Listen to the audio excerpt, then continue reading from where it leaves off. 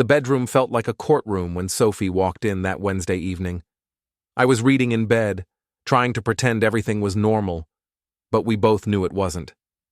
8 years of marriage and the last 4 months had been nothing but lies wrapped in yoga mats and new perfume. She sat on the edge of our bed, the same bed where we used to talk about our dreams, our future, our life together. Now it felt like sitting across from a stranger. "We never talk anymore," she said, her voice carrying that hurt tone I'd heard so many times recently. I looked up from my book. "No, we don't." The silence stretched between us like a chasm. She fidgeted with her wedding ring, the same ring I'd saved 3 months to buy when we were young and broke and thought love could conquer anything. "Why are you ignoring me?" Her voice cracked slightly. "Why don't you want me anymore?" For a long moment, I just looked at her. Really looked at her. The woman I'd married had been honest, straightforward, real. This woman sitting on my bed was a carefully constructed lie. New highlights in her hair, expensive workout clothes I never saw her wear to any gym, and that perfume, definitely not the vanilla scent she'd worn for years. I smiled calmly and set down my book. "I know what you did," I said quietly, "and I don't want you after your lover." Her face changed instantly. The color drained from her cheeks, then rushed back in a deep crimson flush. She was blushing so hard I could practically feel the heat radiating from her skin. "What do you mean?" she stammered, but her voice gave her away completely. "Really, Sophie? You're going to play dumb?" "I don't have a lover," she said, but even she didn't sound convinced. I reached over to the nightstand and picked up my phone. My fingers found the photo gallery I'd been dreading to look at for weeks. The screen lit up with the first picture, Sophie and a man I didn't recognize, sitting in a cafe downtown, holding hands across a small table. I turned the phone toward her. Her face went from red to white in seconds. "Where did you get these?" I scrolled to the next photo. Sophie kissing the same man outside what looked like an apartment building. The timestamp read, 2 weeks ago, 3:47 p.m., a Tuesday. The same Tuesday she told me she was working late at the yoga studio. "Private investigator," I said simply. "This isn't—" she started, but I kept scrolling. More photos. Sophie entering an apartment building with the man. Sophie leaving the same building 3 hours later, her hair messed up, her clothes wrinkled. Sophie in his car, laughing at something he'd said. Sophie looking happier than I'd seen her in months. She stared at the screen in silence, and I could practically hear her mind racing, trying to find an explanation that would make this all go away. "Who is he, Sophie?" She didn't answer. "I asked you a question. Who is he?" "David," she whispered, "from yoga class." "Yoga class." I nodded slowly. "How long?" She started crying then, but they weren't the tears of someone who was sorry. They were the tears of someone who'd been caught. 4 months, she admitted. 4 months. 4 months of lies, of excuses, of her asking me why I seemed distant while she was building a whole secret life with another man. 4 months, and you have the nerve to ask why I'm ignoring you? "It's over," she said quickly. "I ended it. Last week." "How convenient. Right when I hired the investigator." Her eyes widened. "How did you know? How did you know to hire someone?" I laughed, but there was no humor in it. "You started working out suddenly. New clothes that cost more than our mortgage payment. Different perfume. You think I'm stupid?" "I'm sorry," she said, reaching toward me. I pulled away. "Sorry doesn't fix this. What do you want?" "Divorce." The word hung in the air like an end sentence. She stared at me, and I could see the exact moment she realized I wasn't bluffing, wasn't trying to scare her into confessing. I was done. "No, please," she begged. "We can work this out. I already filed the papers yesterday. You can't do this. Watch me." She was crying harder now, but I felt nothing. 4 months of wondering what I'd done wrong. 4 months of her making me feel like I was the problem. 4 months of her lying to my face every single day. What about our marriage? She sobbed. What about it? You destroyed it with David. It was a mistake. Yes, it was. Your mistake. I love you. I'll prove it to you. I stood up from the bed. You can't prove something that doesn't exist. She was desperate now, grabbing at my arm. I'll do anything. Anything you want. You should have thought about that 4 months ago. But you said after your lover. After means you might. After means I'm done. After means I don't want what he's had. The realization hit her face like a slap. Her cheeks flushed red again, this time with embarrassment and shame. She finally understood that this wasn't a negotiation or a fight we'd get over. This was an ending. Where will I go? She asked. Ask David. We broke up, I told you. Your problem. Her voice was breaking completely now. I made a mistake. Yes, you did. Now you get to live with it. I walked toward the bedroom door, but she followed me, still crying, still begging. Please don't leave me. I turned back to look at her one last time. You already left me for David. The next morning, the divorce papers were served. She tried calling, tried showing up at my work, tried everything she could think of to get me to change my mind. But I'd already moved on emotionally. I didn't want her anymore, and I never would again. The blushing had given her away completely, the guilt written all over her face when I'd confronted her with the truth. She'd asked why I was ignoring her, why I didn't want her anymore, and I'd given her the answer she deserved. I knew what she'd done, and I didn't want her after her lover, and that was just the beginning. My name is Jack Harker, and I fix things for a living. Broken pipes, cracked foundations, damaged roofs, you name it, I can repair it. What I couldn't fix was a broken marriage built on lies, but I sure as hell could tear it down properly. The morning after I'd confronted Sophie, I sat in my truck outside the Blue Lantern, the local bar where half the town's business got discussed over beer and whiskey. My phone buzzed with another text from her. Please call me. We need to talk. I deleted it without reading it twice. Gary Dunn walked out of the bar and climbed into my passenger seat. Gary and I had served together in Afghanistan, and when he'd gotten out, he'd become a private investigator. He was the one who'd taken those photos of Sophie and David, and he was the one helping me understand just how deep this betrayal went. Got more for you, Gary said, pulling a manila folder from his jacket.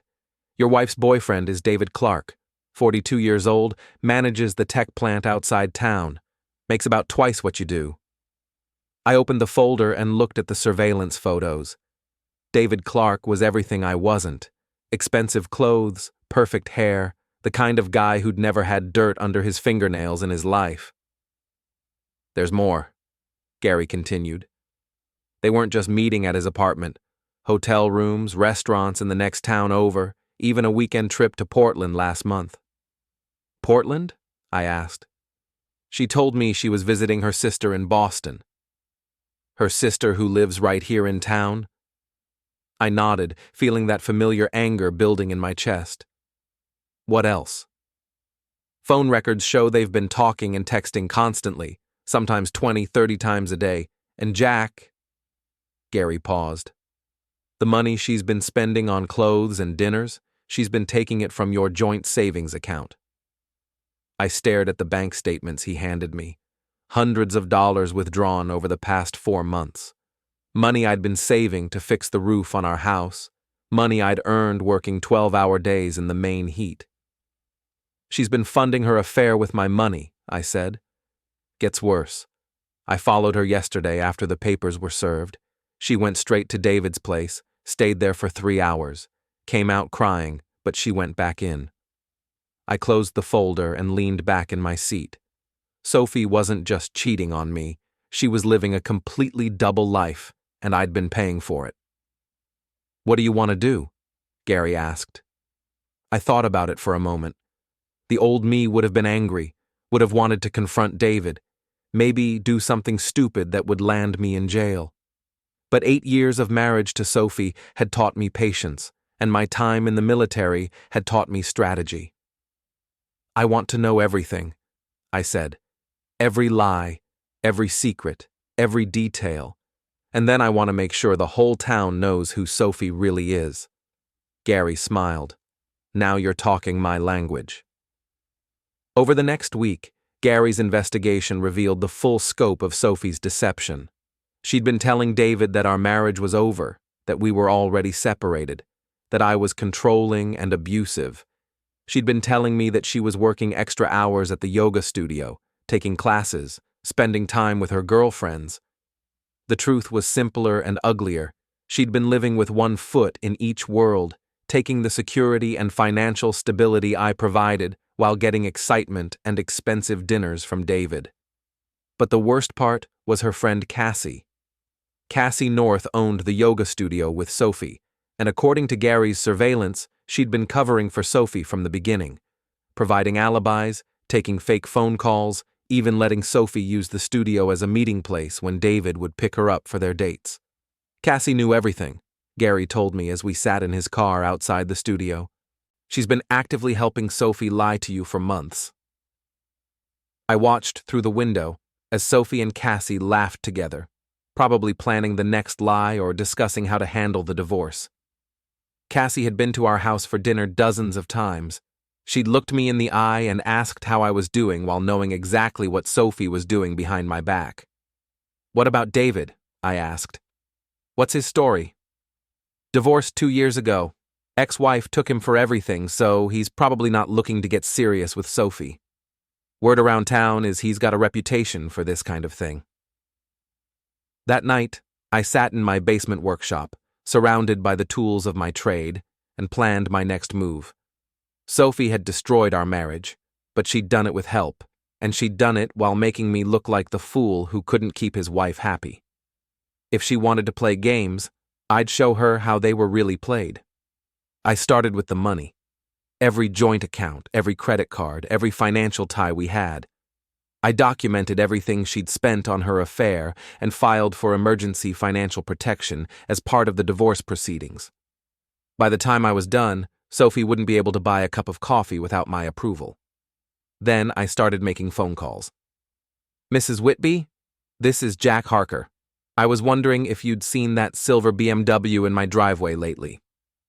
Mrs. Whitby was our neighbor, 73 years old, and the unofficial information hub of our street. If you wanted news to spread in our town, you started with Mrs. Whitby. Oh, that fancy car? Yes, dear. I've seen it several times, usually when you're at work. Is everything all right? Well, Mrs. Whitby, I hate to tell you this, but Sophie and I are getting divorced. Turns out that car belongs to the man she's been seeing behind my back. The gasp on the other end of the phone was audible. Oh my goodness, Jack. I had no idea. That poor girl seemed so devoted to you. Appearances can be deceiving, Mrs. Whitby. I just wanted you to know in case you see him around again. I filed a restraining order. I hadn't actually filed a restraining order, but Mrs. Whitby didn't need to know that. By tomorrow morning, half the neighborhood would know that Sophie Harker was a cheating wife, and the other half would know by lunchtime. My phone rang as I was finishing up my calls. Sophie's name appeared on the screen. What do you want? I answered. Jack, please, we need to talk. I went to the bank today and they said you'd frozen our accounts. Our accounts? You mean the accounts you've been draining to pay for your boyfriend? It wasn't like that. It was exactly like that. Gary has the bank statements, Sophie. Every withdrawal, every expensive dinner, every hotel room. You want to know what's really funny? You used our anniversary money to pay for a weekend with David. Silence on the other end. The money I'd been saving to take you to that bed and breakfast in Vermont for our anniversary next month, you spent it on lingerie and champagne with another man. I can explain. Don't. Just don't. You had 4 months to explain. Now you get to live with the consequences. I hung up and turned off my phone. Tomorrow, I'd start phase 2 of my plan. Sophie wanted to know why I was ignoring her and didn't want her anymore? She was about to find out that being ignored was the least of her problems. The Blue Lantern hadn't changed much since I'd started drinking there 15 years ago. Same neon sign flickering in the window, same worn wooden bar, Same group of regulars who treated the place like their living room. It was the kind of bar where everybody knew your business, and if they didn't, they'd ask until they did. Perfect for what I had planned. I walked in around 7 p.m. on Friday night, when the after-work crowd would be settling in for the weekend. Mike Sullivan and Jess Martinez from my construction crew were already there, along with about a dozen other people I'd known for years. "Jack!" Mike called out, raising his beer. "How you holding up, buddy?" Word traveled fast in a town this size.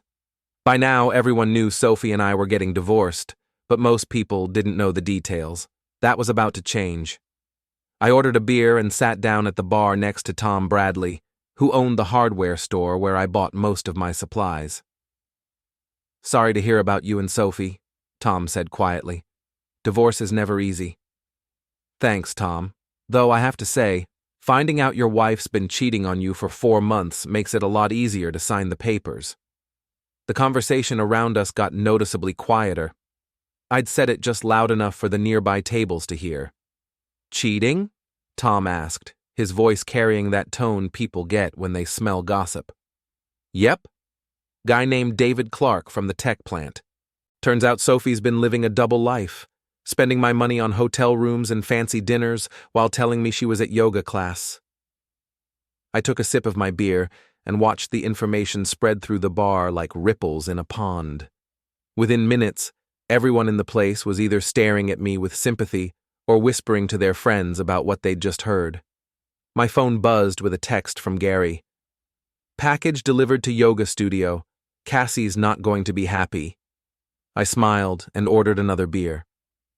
The package Gary had delivered was a folder containing copies of all the surveillance photos, bank statements, and phone records documenting Sophie's affair. But it wasn't addressed to Sophie. It was addressed to Cassie, with a note explaining that since she'd been helping Sophie lie to me, she deserved to know the full truth about what she'd been covering up, including the photos of Sophie and David talking about how gullible Cassie was for believing their story about just being friends. My phone rang. Cassie's name appeared on the screen. "You bastard," she said before I could even say hello. "Cassie, how nice to hear from you. Get my package?" "You can't do this to Sophie. She made a mistake, but she doesn't deserve to have her life destroyed." I walked outside so I could hear better. Her life destroyed? She destroyed her own life when she decided to cheat on me for 4 months. I'm just making sure everyone knows the truth. The truth?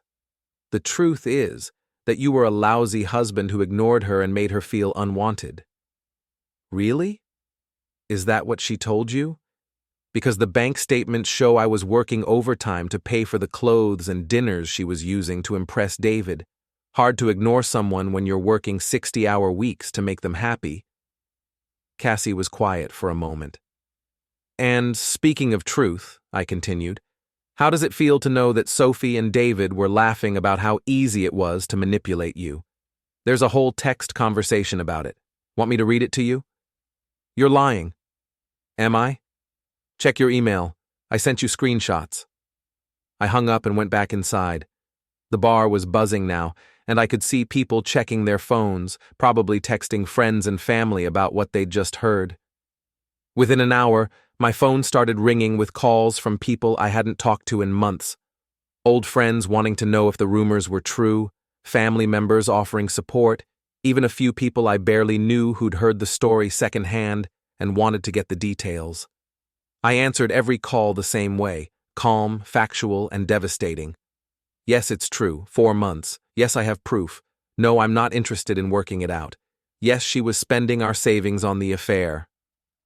By closing time, half the town knew that Sophie Harker was a cheating wife who'd been caught red-handed, and the other half would know by morning. But I wasn't done yet. Saturday morning, I drove to David Clark's condo on the other side of town. It was one of those new developments that looked like it belonged in a magazine, all glass and steel and carefully manicured landscaping. His silver BMW was parked in the driveway, freshly washed and gleaming in the morning sun. I parked across the street and waited. At 10:30, David came out wearing expensive workout clothes and carrying a gym bag.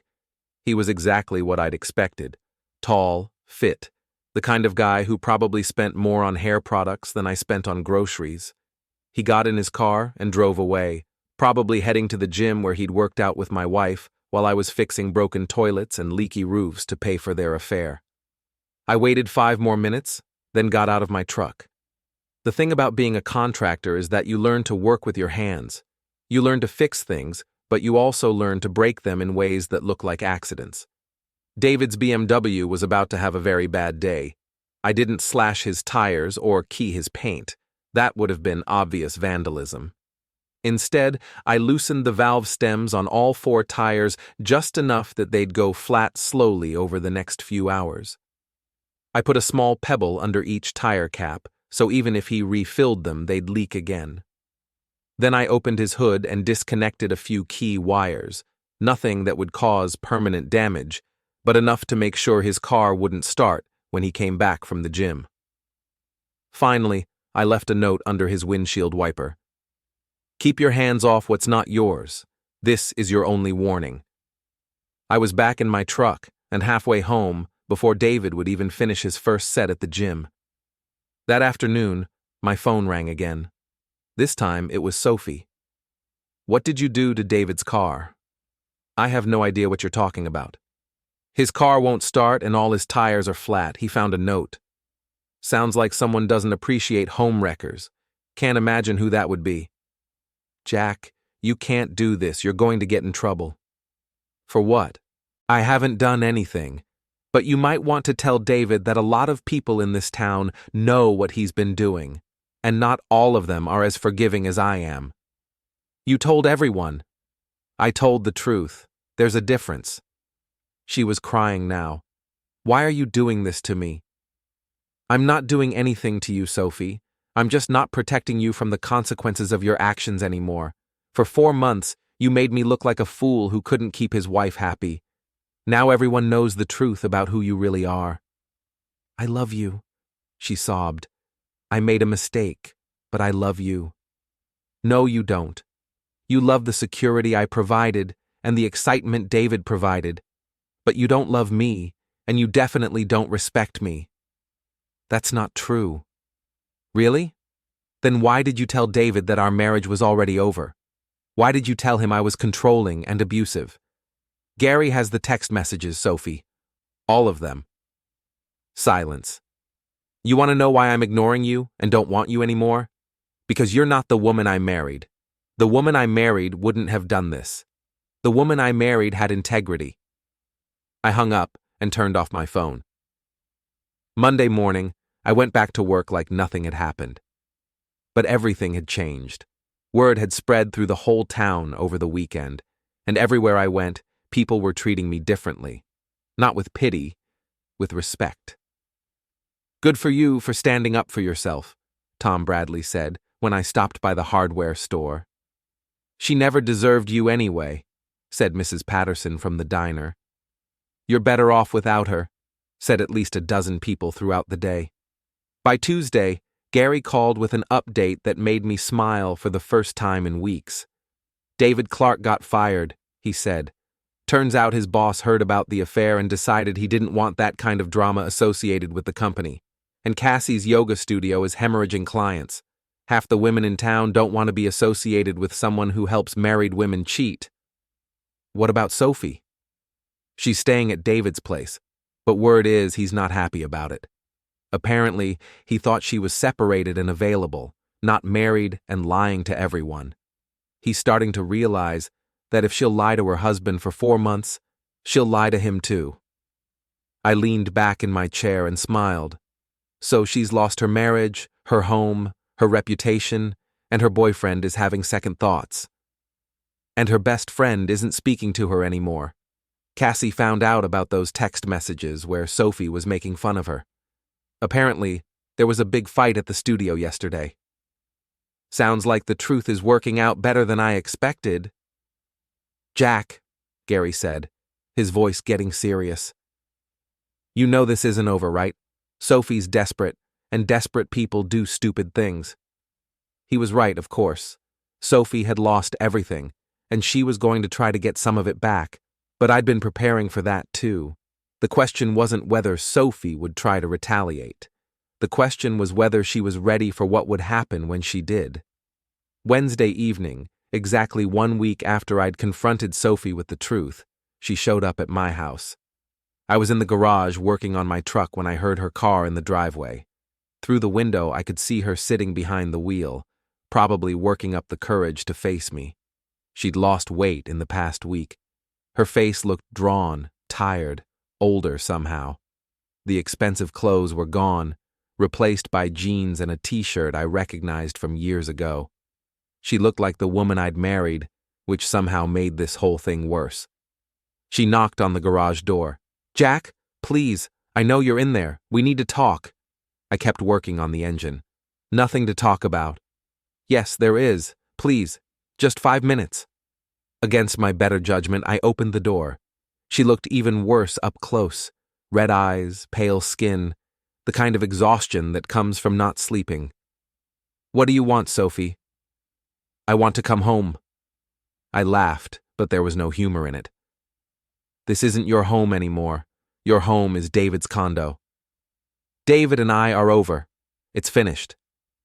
"Good for you. Doesn't change anything between us." She stepped closer, and I could smell that vanilla perfume again.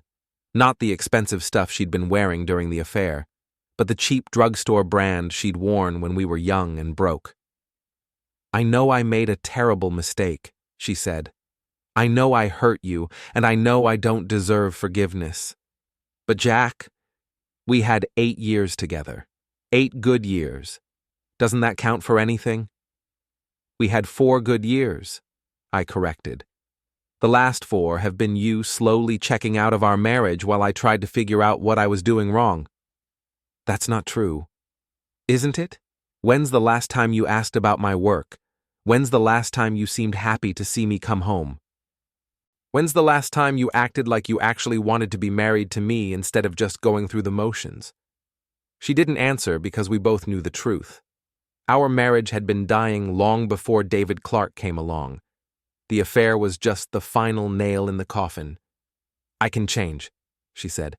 "I can be better." "No, you can't. And even if you could, I don't want you to. I don't want you anymore, Sophie. I look at you, and all I see is 4 months of lies." She started crying then, but they were different tears than before. These weren't the tears of someone who'd been caught or someone who was embarrassed. These were the tears of someone who finally understood that it was really over. "Where am I supposed to go?" she asked. "I lost my job. I lost my friends. David won't even talk to me anymore. I have nothing." "You have what you chose," I said. 4 months ago, you decided that what we had wasn't enough. You decided to risk everything for excitement and expensive dinners, and whatever David was giving you, that I wasn't. This is what that choice looks like." I was confused. I was stupid.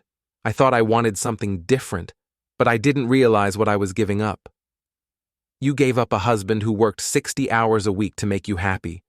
You gave up a man who never looked at another woman in 8 years of marriage. You gave up someone who would have done anything for you." I wiped my hands on a rag and looked at her directly. "But most of all, Sophie, you gave up my respect.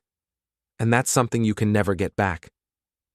She was sobbing now, the kind of crying that comes from deep in your chest. "Please, Jack, please don't do this. I'll spend the rest of my life making it up to you." "I don't want the rest of your life. I don't want any part of your life. You made your choice when you decided I wasn't enough. Now you get to live with it." "But you said you didn't want me after my lover. After implies that maybe someday—" "After means I'm done with you.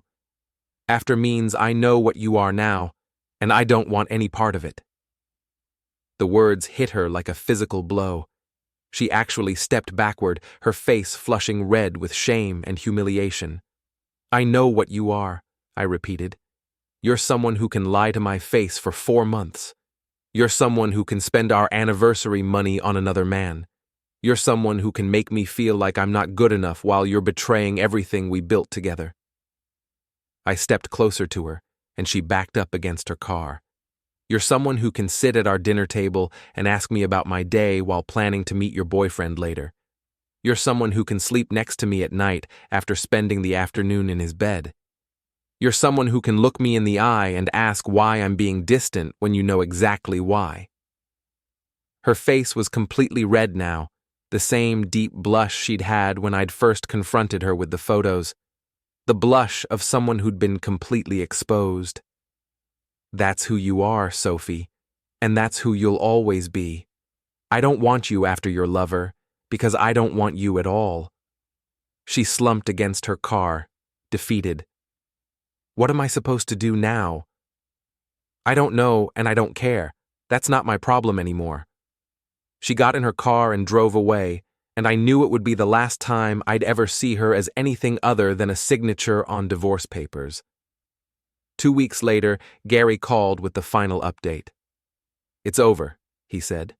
Sophie signed the papers. She's moving to Portland, staying with some cousin up there. David Clark left town too, got a job in Boston, probably trying to get away from the whole mess. What about Cassie? Yoga studio went under. Turns out when half your clientele finds out you help married women cheat, it's bad for business. She's working at the grocery store now. I hung up the phone and looked around my house. My house now, not ours.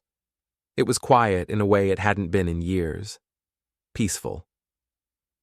That evening, I went to the Blue Lantern for a beer. The place was busy, filled with the usual crowd of locals unwinding after work. When I walked in, several people nodded or waved, but no one made a big deal about it. The gossip had died down, replaced by newer scandals and fresher drama. I ordered a beer and sat at the bar, listening to the conversations around me, normal talk about work and weather and weekend plans, life moving on. Tom Bradley sat down next to me. "How you doing, Jack?" "Good," I said, and realized I meant it. "Really good. Glad to hear it. You deserve better than what she put you through." I nodded and took a sip of my beer. You know what the funny thing is? She asked me why I was ignoring her and didn't want her anymore. Like she genuinely couldn't understand why finding out about her affair might affect how I felt about her. "Some people live in their own world," Tom said. "Yeah, but when I told her I knew what she'd done and didn't want her after her lover, you should have seen her face. She turned red as a tomato. The guilt was written all over her." Guilt has a way of showing itself. It does. And you know what? I'm glad it happened. I'm glad I found out who she really was before I wasted any more years trying to make her happy. I finished my beer and headed home. As I drove through town, I passed the yoga studio that used to belong to Sophie and Cassie. It was empty now, with a "for rent" sign in the window. I passed David's old condo, which had a "sold" sign in the front yard. I passed the cafe where Sophie and David used to meet, where Gary had taken those first surveillance photos that started this whole thing. All of it was behind me now. All of it was someone else's problem. When I got home, I sat on my front porch with another beer and watched the sun set over the town I'd lived in my whole life. Tomorrow, I'd go back to work fixing other people's problems. I'd go back to my routine of honest work and simple pleasures. But I'd go back as a man who knew his own worth, who wouldn't settle for lies and betrayal, who wouldn't let anyone make him feel like he wasn't enough ever again. Sophie had asked why I was ignoring her and didn't want her anymore. The answer was simple. I knew what she'd done, and I didn't want her after her lover. The blushing, the stammering, the desperate attempts to explain away 4 months of calculated deception. It had all just confirmed what I already knew. She wasn't the woman I'd married. She wasn't the woman I'd thought I knew. She was someone who could betray the person who loved her most, and that wasn't someone I could ever want again. 3 months later, the divorce was final. 6 months after that, I heard through the grapevine that Sophie and David had gotten back together in Boston, which lasted about 2 months before he found out she was seeing someone else. Some people never learn. But I had learned. I'd learned that respect, once lost, can never be truly regained. I'd learned that some betrayals are too deep to forgive. And I'd learned that sometimes the best thing you can do is walk away from someone who doesn't value what you're offering. Sophie had made her choice when she decided I wasn't enough. I'd made mine when I decided she wasn't worth fighting for. In the end, we both